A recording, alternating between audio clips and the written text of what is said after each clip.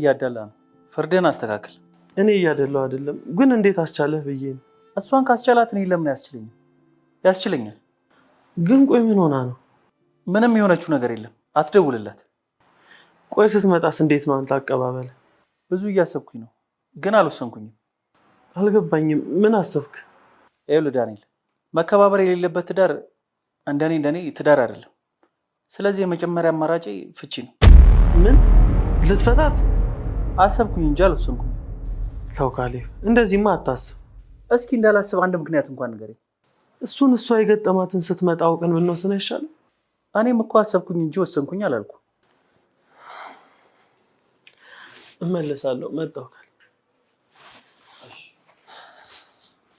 ግራ የሚገባኝ ሁሉ ጊዜ ስለ ቲና የሚጨቀጭቀኝ ነገር ነው። እያገኛት ይሆናላ። እሱማ ያገኛታል እንጂ ምን ይሆናል? እና ምን አልከው? ያው ስትመጣ እንደምንፋታ ነገርኩት። ስለዚህ ቀድማ መጣ እንፋታ ነው የምትልህ? ትበለኝ። በእኔ ስም ምንም ነገር እንደሌለ እቤቱም እንደማይሆን ስታቅ የተናገርኩበትን አፌን ይዝጋው ነው የምትለው። የሚገርም ነው። ቆይ ግን ለዛች ልጅ ለምን ስልክ አልደውልላት? ምን ታደርግልናለች? ሞኛቱን ትጠቅመናለች። አንተ ባለህበት ትምጣ። ቆይ ግን እኔ ግራ የሚገባኝ መታ ምን ላወራት ነው? አንተ ወጣት ነህ፣ እኔ አርጅቻለሁ። ነው ወይስ በእኛ ጊዜ የነበረውን የማስመጫ ዘዴ ልንገርህ? አባዬ አንተ ትቀልዳለህ። አልቀለድኩም፣ እውነቴን ነው። በእነሱ ስራ አንጀት ካረረ የመጣልህ ጥሩ እድል እቺ ሴት ናት። እንዴ አባዬ ተው እንጂ። እኔ ነገር ምንም እያማረኝ አይደለም። ሁሉ ነገር መጀመሪያ ጥሩ እንዲሆን አጠብቅ። በዚህ ደግሞ አትሸወድ። እና ደውለህ ምን ልትላት ነው? ቲናን ስታገኛት ሁሉ ነገር ጥሩ ነበር። በኋላ ነው ሁሉ ነገር እየተቀያየረ የመጣው። እና ቆይ ምን ልትላት ነው? ብቻ ተረጋጋና ተቀመጥ።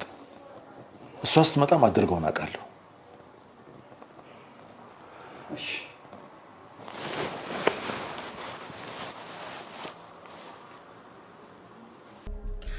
እኛም አልነገርነው፣ ዝም ብለን የደወልንልሽ።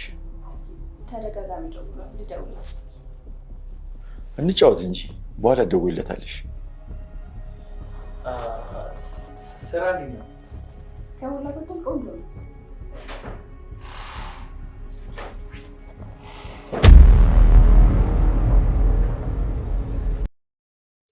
ዳኒ ንብረት እዘርፋለሁ ብሎ ሲመጣ ነገር ግን እሱ ዙር ምላሹን የሚወዳትንና የሚያፈቅራትን ልጅ ተዘረፈ። ሰላም ሰላም! ውድና የተከበራችሁ የቻናላችን ቤተሰቦች እንኳን ሰላም መጣችሁ።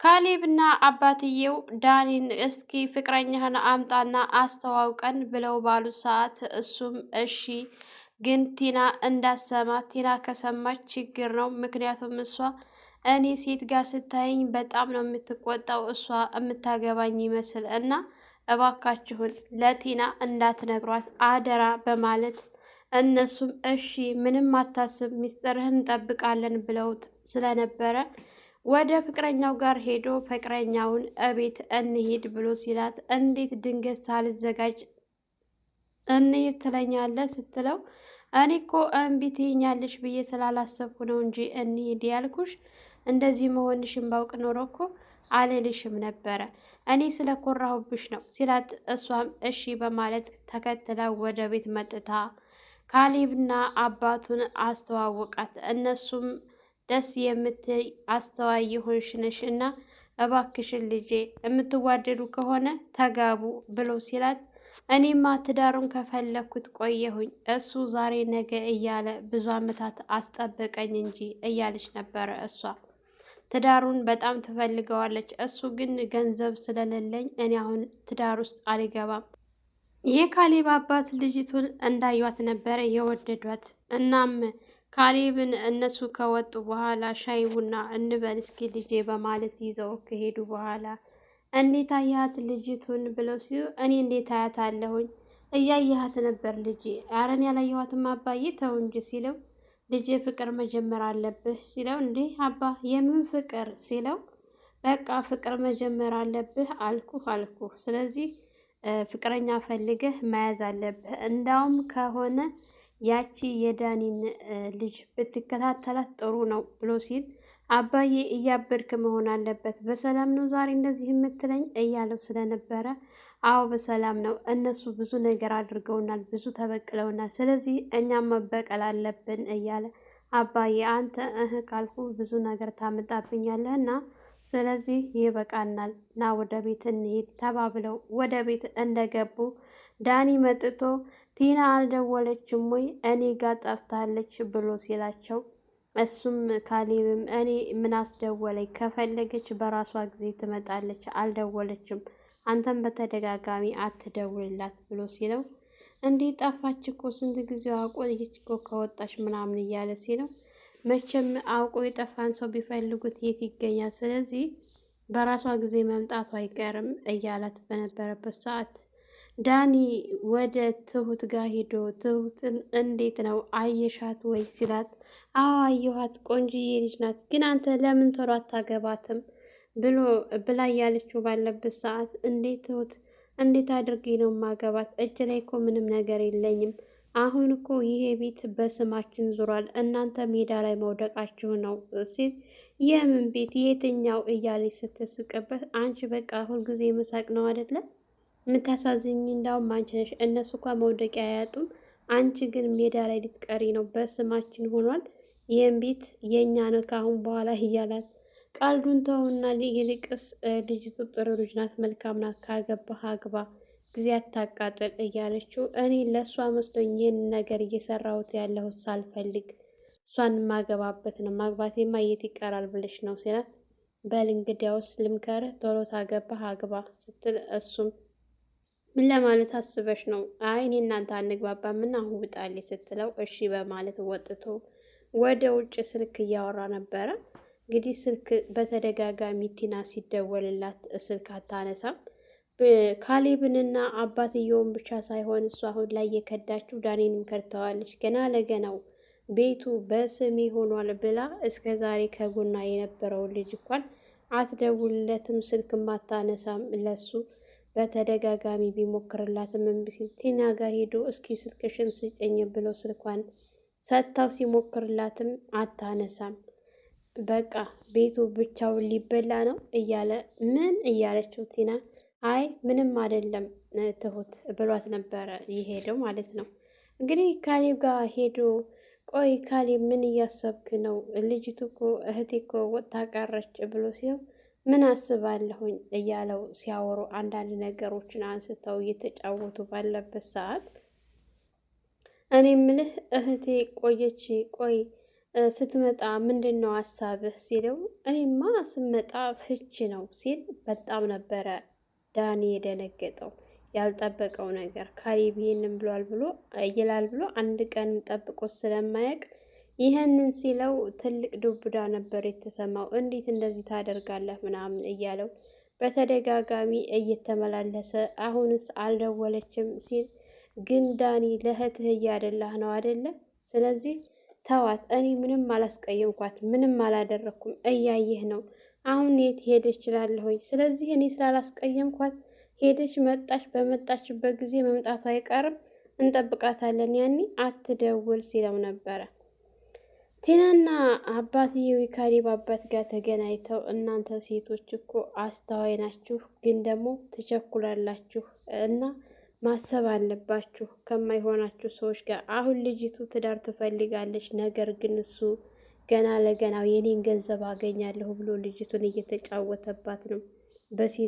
በሴት ህይወት እንደዚህ መጫወት የኔ ገንዘብ እንደሆነ አይገኝም፣ በጭራሽ አያገኝም። ስለዚህ ልጅቱ ለሱ የምትገባው አይነት ልጅ አይደለችም፣ ጥሩ ልጅ ናት እያላት ለቲና እየነገራት ነበረ። ቲናም ልጅቱም እኮ እሷና እሱ ይዋደዱ ነበር፣ ግን ችግሩ ለማግባት እሱ ገንዘብ ይፈልጋል። ገንዘብ ደግሞ የሚፈልገው ሰርቶ ሳይሆን ካንተ ነው ስትለው የእኔ ገንዘብ እንደሆነ በጭራሽ ሊያገኝ አይችልም፣ ይልቅ ልጅቱን እንዳታመልጠው ብዬ ሰጋሁኝ እያለ ተመልሰው ዳኒና ፍቅረኛው እቤት መጥተው ተጫውተው ሲሄዱ ፍቅረኛውን ትንሽ አስቀርቶ የካሌብ አባት ሲያወራት ነበር። እኔን ሸኝታችሁ እናንተ ምን እያወራችሁ ነበረ የቀረሽው ወደኋላ ሲላት፣ በቃ እሱ ካገባሽ አገባሽ፣ ታላገባሽ ደግሞ እኔ ፈልጌ ድርሻለሁ ብሎ አለኝ ስትል በጣም ነበረ የተናደደውና ፊቱ የተበሳጨው። እንዴት እንደዚህ ይላል? ምን ችግር አለው ባገባስ? አሁን ባገባ ምን ትላለህ ስትለው ብታገቢማ ባልሽን ገድዬ አንቺን ወስድሻለሁ። እንዲህ አይነት ነገር ግን ድጋሜ እንዳትይኝ ብሏት እና ምን ላድርግ? እኔ እኮ ብዙ አመት ጠበቅኩ፣ ግን አንተ ዛሬ ነገ እያልክ አደከምከኝ። ያንተ ዛሬ ነገ አያልቅም። ስንት አመታቶችን አብረን ኖር እና ሴት ነኝ፣ ይበቃኛል። ከዚህ በኋላ የራሴን ህይወት መጀመር አለብኝ። ትዳር ደግሞ ብንገባ እኔም አንተም እየሰራን እኮ መለወጥ እንችላለን ስትለው እኔ እና አንቺ ከተጋባን አንቺ እንድትሰሪብኝ አልፈልግም ስራ፣ እኔ ከሰራሁ በቂ ነው። ለዛ የሚሆን ገንዘብ ደግሞ መያዝ አለብኝ፣ ትንሽ ጊዜ ነው ሲለት እኔ አሁንስ ድክም ያለኝና ያሰለቸኝ ነገር ቢኖር ይሄ ትንሽ ጊዜ ጠብቀኝ የምትለው ነገር በጣም አድክሞኛል። ቆይ ይሄ ነገር ተሳክቶልህ መቼ ነው ወደ ትዳሩ ዓለም የምንገባው ስትለው እሺ አንድ ቀን መግባታችን አይቀርም በማለት ተለያይተው ነበረ።